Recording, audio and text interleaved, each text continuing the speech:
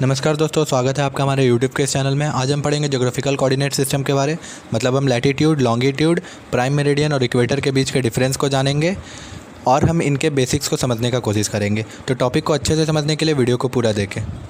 सबसे पहले हमें ग्लोब को ऑब्जर्व करना होगा। ग्लोब होता क्या है? ग्लोब एक ट्रू मॉडल है अर्थ का, जो कि अर्थ के शेप को रिजेंबल करता है, क्योंकि अर्थ के साइज़ को ग्लोब रिजेंबल नहीं कर सकता क्योंकि अर्थ साइज़ में बहुत बड़ा है। अभी ग्लोब जो है दो टाइप के होते हैं, एक टेरेस्ट्रियल ग्लोब होता है और एक सेलेस्टियल ग्लोब होता है। सेलेस्टियल ग्लोब यूनिवर्स के पर्सपेक्टिव में यूज़ किया जाता है। सेलेस्टियल ग्लोब मून, स्टार या प्लैनेट्स या कॉमेट्स, एस्ट्रॉयड या किसी भी सेलेस्टियल ऑब्जेक्ट्स के लोकेशन को बताता है। तो अभी हमें सेलेस्टियल ग्लोब को कंसिडर नहीं करना है, अभी हमें टेरेस्ट्रियल ग्लोब की बात करनी है। टेरेस्ट्रियल ग्लोब का सिंपल डेफिनेशन हम लोग बोल सकते हैं ए मॉडल ग्लोब ऑफ अर्थ। या टेरेस्ट्रियल ग्लोब शो करता है लैंडमास को, लैंडमास मतलब रिवर, वाटर, माउंटेन्स, ठीक है, एंड वाटर बॉडीज़ को, नेशंस को, मेजर सिटीज़ को, लैटिट्यूड्स एंड लॉन्गिट्यूड्स के लाइन्स को। तो अभी टेरेस्ट्रियल ग्लोब के बारे हमें पहले ऑब्जर्व करना होगा। जैसा कि इस फिगर में आप लोग देख पाएंगे कि बहुत सारे हॉरिजॉन्टल और वर्टिकल लाइंस ड्रॉ किए गए हैं। यही लाइंस जो है लैटिट्यूड और लॉन्गिट्यूड के लाइन है। इन लाइन को ज्योग्राफर्स ने ड्रॉ किया है ताकि हम किसी प्लेस के लोकेशन को आइडेंटिफाई कर सकें, और ये इमेजिनरी लाइन है। अगर हम स्पेस से जाके अपने अर्थ को देखते तो ये लाइन हमें दिखाई नहीं पड़ेंगे, क्योंकि ये बस ग्लोब पर ही ड्रॉ किए गए हैं। अभी हम इस चीज़ को डिटेल में पढ़ेंगे। ज्योग्राफिक कोऑर्डिनेट सिस्टम का दो इंपॉर्टेंट पार्ट है, मतलब दो चीज़ को ज्योग्राफिक कोऑर्डिनेट सिस्टम कंसिडर करता है। पहला, शेप ऑफ अर्थ को, जो कि एलिप्सॉइड माना गया है, क्योंकि मैथमेटिकल रिप्रेजेंटेशन अगर हम लोग देखें अर्थ का तो वो जीवाइड शेप बताता है। लेकिन ज्योग्राफिकल कोऑर्डिनेट सिस्टम के लिए ये जीवाइड शेप परफेक्ट नहीं माना गया है, और इसी वजह से एलिप्सॉइडल शेप को कंसिडर किया गया है ज्योग्राफिकल कोऑर्डिनेट सिस्टम में, और यही बेस भी है जीआईएस का। अभी जैसा अर्थ का हमें टेढ़ा मेढ़ा शेप दिख रहा है, अर्थ का एक्चुअल शेप ऐसा ही है। अर्थ पूरी तरीके से स्फेरिकल नहीं है, ना ही पूरे तरीके से गोल है। हम बस ऐसा इसलिए ड्रॉ किए ताकि हमें समझने में आसानी हो। लेकिन अर्थ का जो एक्चुअल शेप है वो आप फ़ोटो में यहाँ फिगर में देख सकते हैं। आपको ये जान के बहुत ही हैरानी होगी, ऐसा शेप इसी वजह से है। इसका दो रीज़न है। एक तो अर्थ का ग्रेविटी, अर्थ का ग्रेविटी जो है वाटर को, जो ओशियन के वाटर है, वो कहीं पे ग्रेविटी अगर ज़्यादा है तो वहाँ पे जो है वो बहुत ही डीप वाटर होते हैं। मतलब वाटर वहाँ पे लेवल जो है वाटर का वो डीप होगा, और कहीं पे ग्रेविटी कम है तो वहाँ पे वाटर का लेवल थोड़ा डीप वाले से थोड़ा हाई होगा। तो इस वजह से जो शेप है वो उबड़ खाबड़ थोड़ा हो जाता है, टेढ़ा मेढ़ा हो जाता है, ऊंचा नीचा हो जाता है। और हम जानते हैं कि अर्थ पे अलग अलग टाइप के लैंडफॉर्म और लैंड मास भी है, जैसे बड़े बड़े माउंटेन भी है और फिर डीप एरियाज़ भी है, जैसे मैरियाना ट्रेंच, जो कि वर्ल्ड का सबसे डीपेस्ट सी एरिया है। तो इसी वजह से कहीं पे अर्थ बहुत ज़्यादा उठा हुआ है, जैसे माउंट एवरेस्ट माउंटेन के पास अगर हम लोग देखें तो अर्थ बहुत ऊंचा है। अर्थ का जो लैंडफॉर्म है या जो लैंड मास है वो बहुत ऊंचा है लैंड। लेकिन अगर समुद्र के एरिया में चले जाए या मैरियाना ट्रेंच जो कि डीप एरिया है वहाँ चले जाए तो अर्थ वहाँ पे धंसा हुआ है। तो इसी वजह से जो है उबड़ खाबड़ शेप अर्थ का बन के आता है, और यही ज्योग्राफिकल कोऑर्डिनेट सिस्टम एग्जैक्टली बताता है कि अर्थ का जो शेप है वो एलिप्सॉइड है। पहले समझेंगे लैटिट्यूड्स के बारे। तो सबसे पहले मैं अर्थ का एक फिगर यहाँ पे ड्रॉ कर लेता हूँ। ये मान लीजिए अर्थ है। अभी लैटिट्यूड के लाइन जो है वो इस तरीके से होते हैं, ये बीच का लाइन, ठीक है। तो यहाँ पे बहुत सारे लाइन होंगे। ये मैंने तो 1 2 3 4 5 6 7 8 ही ड्रॉ किया, लेकिन इसके बीच में भी बहुत होंगे, इसके बीच में भी बहुत होंगे, ऐसे हर जगह पे बहुत सारे लाइंस होंगे। तो ये ड्रॉ करने की ज़रूरत नहीं है, बस समझने के लिए। तो लैटिट्यूड का जो लाइन है ये सबसे इम्पॉर्टेंट है। इसमें जो सबसे बीच का जो लाइन होता है इसे हम कहते हैं इक्वेटर। इक्वेटर, और ये 0 डिग्री पे होता है। ये सेंटर का लाइन है, इसी वजह से इसको 0 डिग्री माना गया है। इस 0 डिग्री से ऊपर, सबसे ऊपर वो होता है 90 डिग्री, 90 डिग्री, और इसे हम नॉर्थ में है तो नॉर्थ पोल कहते हैं, और 90 डिग्री साउथ में साउथ पोल कहा जाता है। अभी हमें देखना है कि लैटिट्यूड के लाइन का कुछ खासियत होता है। सबसे पहला कि ये पैरेलल लाइन होते हैं। ये लाइंस जो है ये पैरेलल होता है। इसके और इसके बीच का डिस्टेंस भी वही होगा जो इसके और इसके बीच का डिस्टेंस होगा, जो इसके और इसके बीच का डिस्टेंस होगा, मतलब सारा डिस्टेंस एक जैसा होगा, बराबर होगा, एक ही दूरी पे होगा। और ये पैरेलल लाइन होता है। ये अर्थ के पीछे से ऐसे जाएगा, ऐसे घूम के आएगा, ये भी ऐसे जाएगा पीछे से ऐसे घूम के, अर्थ के पीछे से। ये फिगर तो एक साथ बन नहीं सकता, तो ये ऐसे घूम के आएगा। तो ये सारे पैरेलल लाइंस होते हैं लैटीट्यूड के। इन्हें पैरेलल्स ऑफ लैटीट्यूड भी कहा जाता है, PARA, पैरेलल्स ऑफ लैटीट्यूड भी कहा जाता है इन्हें, पैरेलल्स ऑफ लैटीट्यूड। अभी हमें कंसिडर करना है कि एक इसकी विशेषता होती है।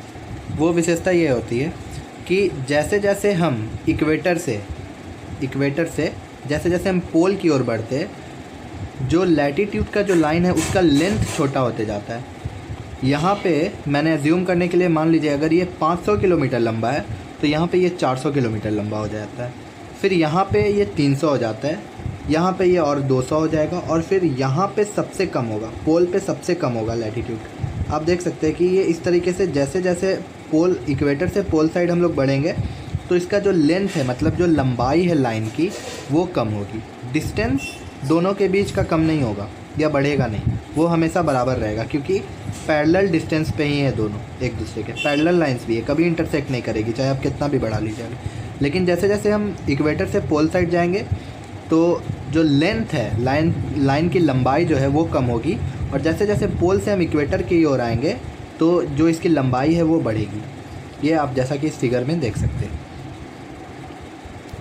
थर्ड इम्पॉर्टेंट थिंग ये है कि लैटीट्यूड जो है, लैटीट्यूड का लाइन, यहाँ पे मैं बस इक्वेटर को ड्रॉ करूँगा, 0 डिग्री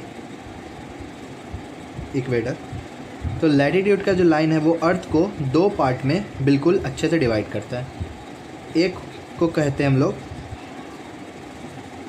नॉर्दर्न हेमिस्फीयर, और दूसरे को कहते हैं जो साउथ पार्ट में डिवाइड करता है, इसे हम कहते हैं साउदर्न हेमिस्फीयर, नॉर्दर्न हेमिस्फीयर और साउदर्न हेमिस्फीयर। तो लैटीट्यूड का जो इक्वेटर है, जो लैटीट्यूड का सबसे इंपॉर्टेंट लाइन माना गया है, वो अर्थ को 2 पार्ट में इक्वली डिवाइड करता है, नॉर्दर्न हेमिस्फीयर और साउदर्न हेमिस्फीयर। लैटीट्यूड का जो सबसे इम्पॉर्टेंट लाइन है वो इक्वेटर माना गया है, सबसे इम्पॉर्टेंट लाइन इक्वेटर, 0 डिग्री पे। उसके बाद दूसरा सबसे इम्पॉर्टेंट लाइन माना गया है 23 and 1/2 डिग्री पे, ट्रॉपिक ऑफ कैंसर, जो कि नॉर्थ साइड पे पड़ता है। और ठीक इतना ही दूरी पे नीचे के साइड पे 23 1/2 डिग्री साउथ में हमारा पड़ता है ट्रॉपिक ऑफ कैप्रिकॉर्न। अब इसके ऊपर 0 डिग्री से 23 नॉर्थ में ट्रॉपिक ऑफ कैंसर, 0 डिग्री से 23 साउथ में ट्रॉपिक ऑफ कैप्रिकॉर्न।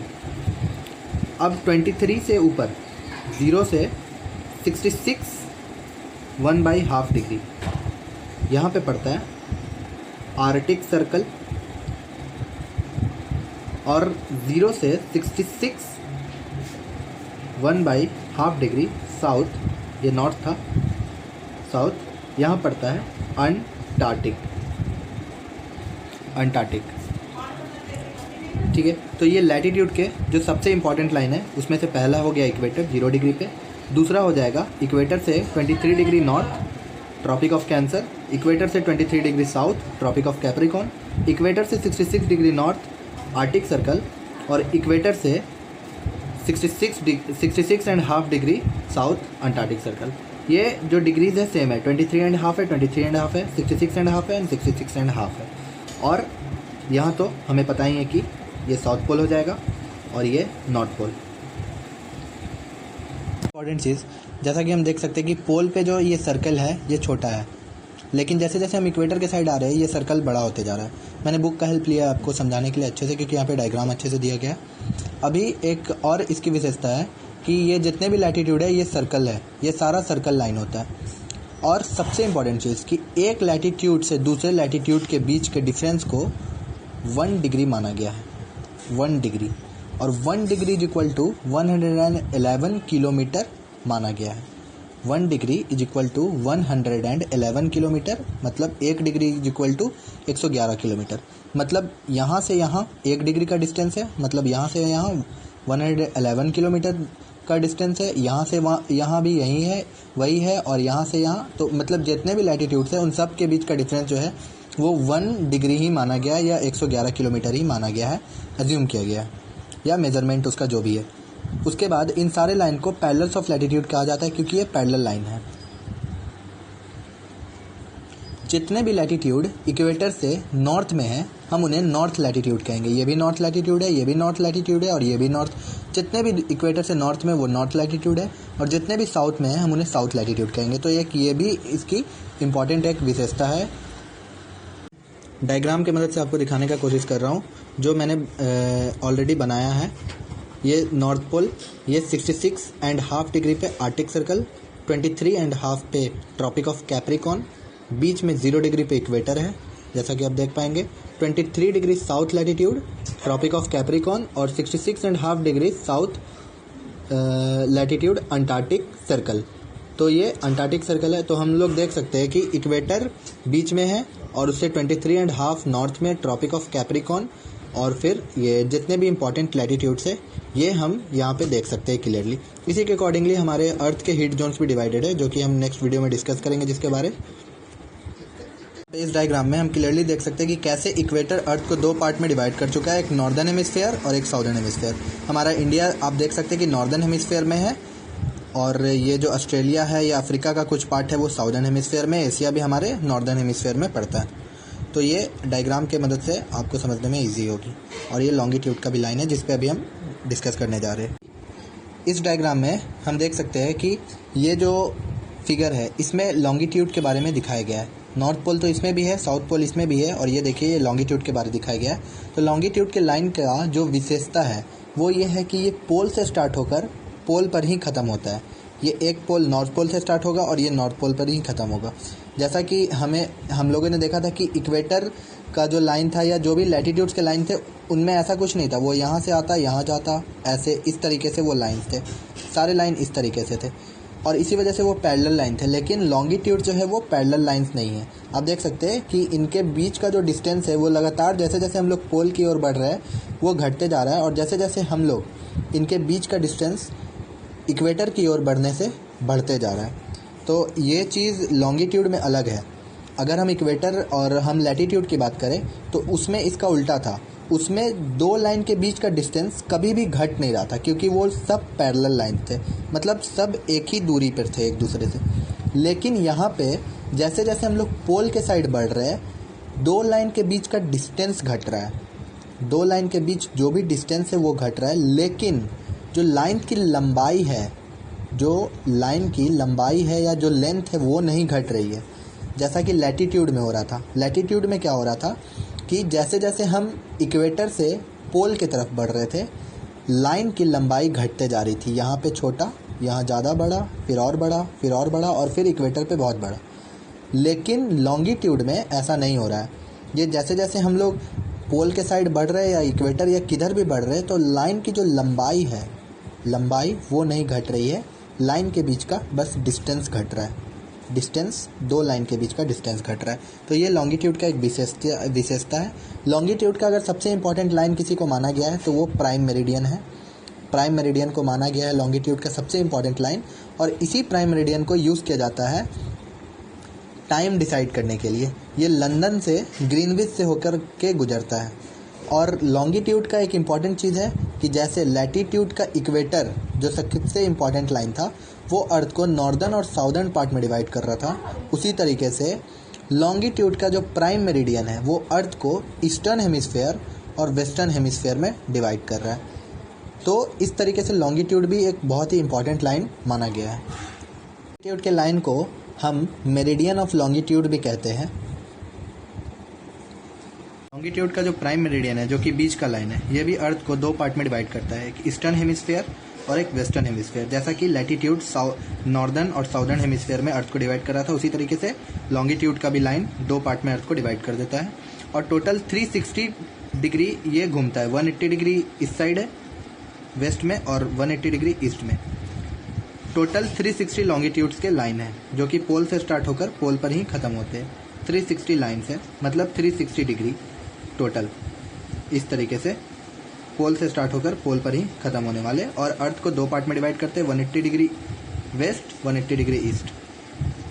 डायग्राम में हम देख सकते हैं कि ये ग्रिड सिस्टम फॉर्म हुआ है क्योंकि हम लोग लैटिट्यूड और लॉन्गिट्यूड दोनों लाइन को साथ में खींचे। प्राइम मेरिडियन का भी लाइन है जो कि ग्रीनविच से होकर गुजरता है, और ये इक्वेटर का भी लाइन है 0 डिग्री, और प्राइम मेरिडियन भी 0 डिग्री, दोनों लाइन है। तो इस तरीके से ग्रिड सिस्टम फॉर्म हुआ है जिसके वजह से हमें हेल्प मिलता है ईजिली लोकेशन को फाइंड करने में। कि अगर हम बोल सकते हैं कि 45 डिग्री नॉर्थ लैटिट्यूड और 30 डिग्री या ये मान लीजिए ये लॉन्गिट्यूड का 60 डिग्री लॉन्गिट्यूड है। ये 45 डिग्री नॉर्थ लैटिट्यूड और 60 डिग्री ईस्ट लॉन्गिट्यूड पे किसी का घर है या कोई प्लेस है। तो इस तरीके से हम लोग पूरे ग्लोब को छोड़ के बस इसी एरिया पे फोकस करेंगे और हम लोग ईजिली यहाँ पे पहुँच पाएंगे। तो ये यूज़ मेनली इसका किया जाता है कि हम बोल दें कि 60 डिग्री नॉर्थ लैटिट्यूड पे और 45 डिग्री या जितना भी ये डिग्री होगा लॉन्गिट्यूड का, इतना पे कोई बंदा खड़ा है, हमें उससे जाके पिकअप करना है।